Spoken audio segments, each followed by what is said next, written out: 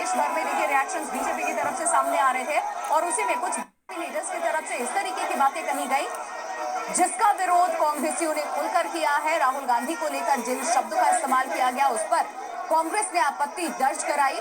राहुल गांधी देश के नंबर 1 आतंकी, इस तरीके के बयान दिए गए राहुल गांधी के लिए।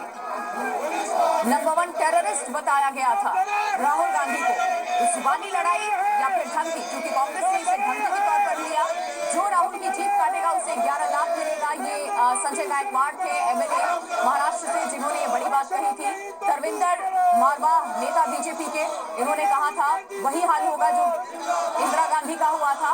तो इस तरीके से जो बयान दिए गए थे उसके बाद अब ये सवाल खड़े होने लग गए कि अब बीजेपी राहुल गांधी को धमका रही है। बीजेपी के लीडर्स जिस तरीके की बातें कर रहे हैं, क्या कांग्रेस को धमकाया जा रहा है कि राहुल गांधी का भी वही हश्र होगा जो इंदिरा गांधी का हुआ था। राहुल गांधी के लिए कोई कहता है कि 11 लाख आप लेकर जाओ, जीत काट करके ला दो। जिस तरीके की बातें राहुल गांधी करते हैं वो स्वीकार्य नहीं है, देश हित में वो बातें नहीं है। तो इन सारी बातों को लेकर के अब कांग्रेस सड़कों पर है। तुगलक रोड थाने में शिकायत भी दर्ज कराई है और ये शिकायत शिवसेना विधायक संजय गायकवाड़, बीजेपी नेता तरविंदर मारवा, रेल राज्य मंत्री रवनी बिट्टू शामिल हैं। इन तीनों के नाम पर शिकायत दर्ज कराई गई और यूपी सरकार में मंत्री रघुराज सिंह के खिलाफ भी शिकायत दर्ज कराई गई।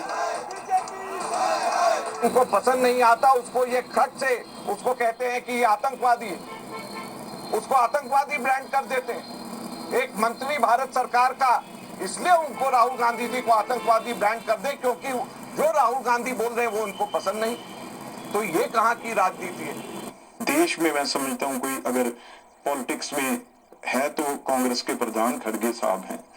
खड़गे साहब, आप हमें बोलने की बजाय, हमारे को बोलने की बजाय, आप अगर अपने लीडर पप्पू को समझाएं भी वो कुछ सोच समझ के बोला करें, उनको क्लासेस लगाएं, उनकी ट्रेनिंग दें। हमारे प्रधानमंत्री जी को उनके लिए जब वो शब्द यूज करते हैं, उनके लिए जब बोलते हैं, उस टाइम आप कहाँ होते हैं।